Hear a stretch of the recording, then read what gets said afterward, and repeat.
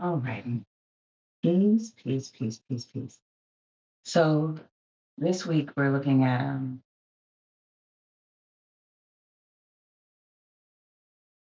spirituality and nature, which seems really, it seems really apparent and evident.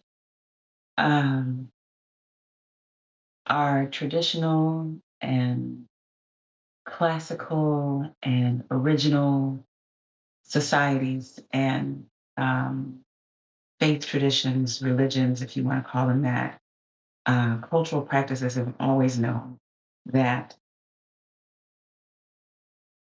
the connection to nature is natural, necessary for our spiritual expression, wholeness, grounding, all of those things. It is only when we get into Western society and coming into what is considered civilized that we are then very uncivil. Um, I think about my own story, two of them that I've told you before, but I'll recount them very quickly.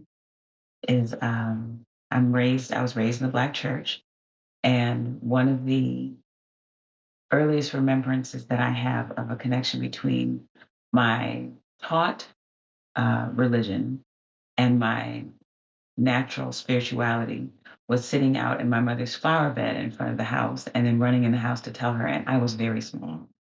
I don't know if my baby sister existed. So maybe I was three. But running in the house to tell her, Mommy, the flower said Jesus is coming. Um, Also remembering talking, listening to, paying attention to ants. I told a story earlier on about my connection to our Christmas tree, laying on the floor under the tree, to smell the pine, to look up at the lights in the branches of the tree, how connected I felt to the tree, even without gifts, without presents underneath it, and how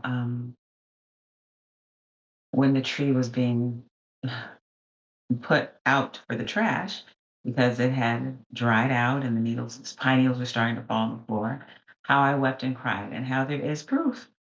Somewhere in my parents' house, there's a picture of me and my siblings standing next to the tree, and I'm in tears. And I have written a note to God on the tree to please take care of our tree. And so, in the course of life, there have been many connections between the natural world and my inner natural world. And um, just the recognition that the things that are supposed to be uh, civilized or Western that disconnect us from the earth are very disconnecting and dissonant or disharmonious to my spiritual understanding, and I appreciate being returned to it. I don't know that it ever really left, but I appreciate being in the place where I could be further steeped in it. So my mother is very big on wonder of the world around her. And it's something that my children have noticed in me. They've called me a little kid. If the moon is very bright, if the fog is very low in the morning, if the sun has left beautiful colors in the sky, we are now at the point in the spring that the spring peepers have started singing again. At some point, we have these little frogs in the like the little marsh down the street that sound like Hubert, that old 80s game, and they wah, wah, wah, wah. And so those are my markers of, oh, it's spring and summer. Then the fireflies start to dance in the backyard, um, filling up the trees, making it look like a cathedral. It's just the most beautiful cathedral I've ever seen, beyond anything human hands can make. And so thinking about those things, the things that we'll talk about and share about this week are just um, that knowing that knowing in your body that you are a part of nature, that connection to nature, that grounding, that unmistakable, as the church mothers and aunties would say, quickening of spirit to know that this is divine. Um, that being connected to what is outside of these man-made places is divine. That the natural rhythm of the world around us is mirrored by the world inside of us because they are not different. And the necessity of being able to recognize spirit in all of those places.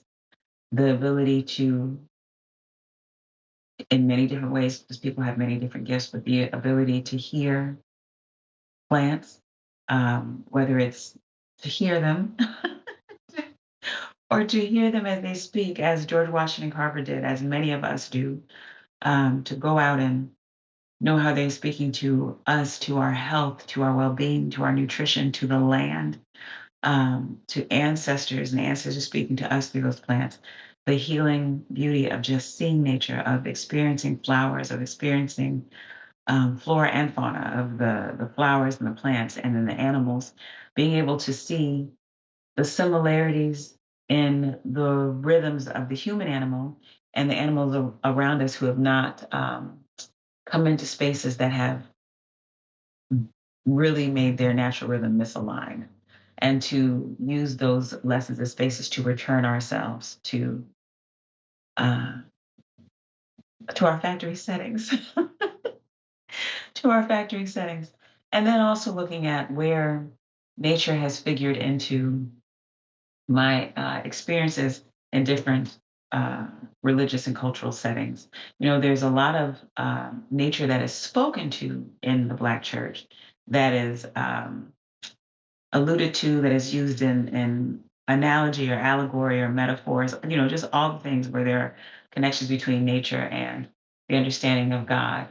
But oftentimes they're spoken of, but they are not touched. You know, when our people were closer to the land and practicing more agricultural arts than we all are now, it's a lot easier to connect different scriptures about um, the earth being the full, you know, all of the things about the connections to the earth and connections to our spirit, the connections to the divine, than it is to speak about them in uh, hypothetical situations or just general understandings of things.